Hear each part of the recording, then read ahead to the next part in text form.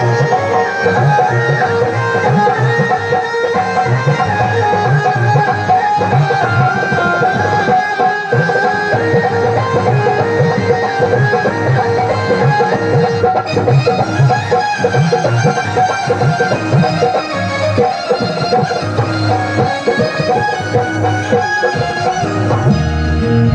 प्रकार का जब विधान रखा कि सवा यज्ञ अब पूर्ण करना है और प्रत्येक यज्ञ में जितने भी यज्ञ किए उसमें जिसने जो कुछ मांगा उसको राजा बलि ने सब कुछ दिया, किसी को भी विमुख नहीं किया।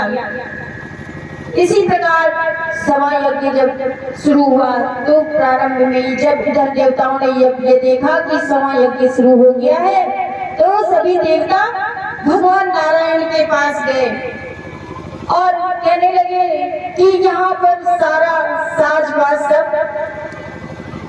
दैत्यराज बलि का हो गया है।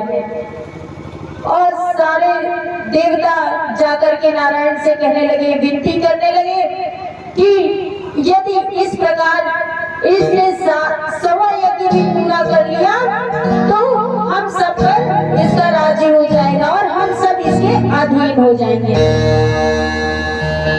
श्री विष्णु देव के चरणों में वह जाकर हाथ खाने लगे।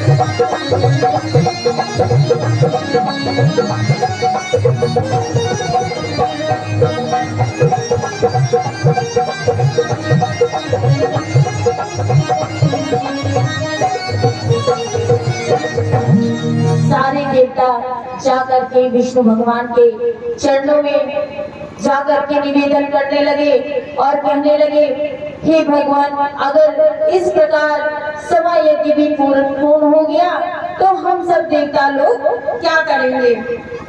इसलिए आगे पीछे सारी बात सोच करके ही उसके यज्ञ में कुछ ऐसा करिए कि उसका यज्ञ पूर्ण ना हो पाए।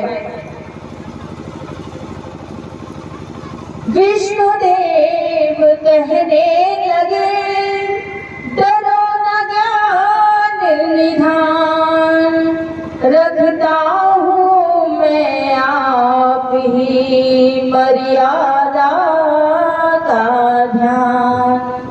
विष्णु भगवान कहने लगे कि आप लोग चिंता मत करिए, मैं भी जानता हूँ कि अगर उसने इस प्रकार यज्ञ पूर्ण कर लिया तो सभी के लिए ये अच्छा नहीं होगा। इस प्रकार सुन करके कहने लगे, मैं कुछ करता हूँ उसके लिए।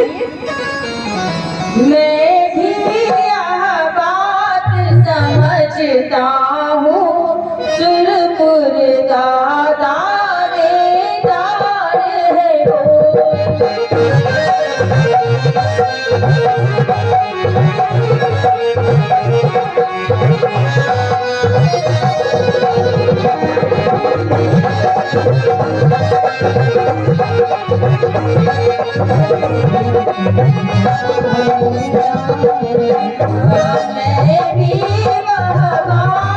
समझता हूँ, सुरपुर का दावेदार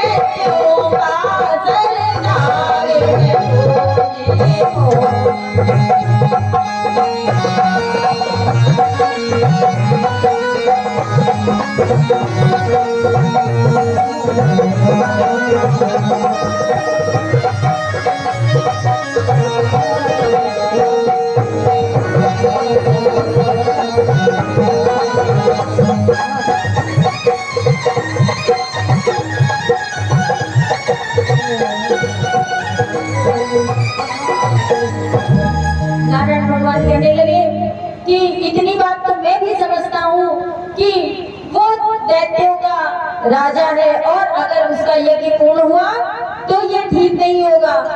इस प्रकार आपस में संवाद हुआ और कहने लगे कि जिस प्रकार से गंगा की बढ़ती धारा पर बांधनी न बांधी जाएगी,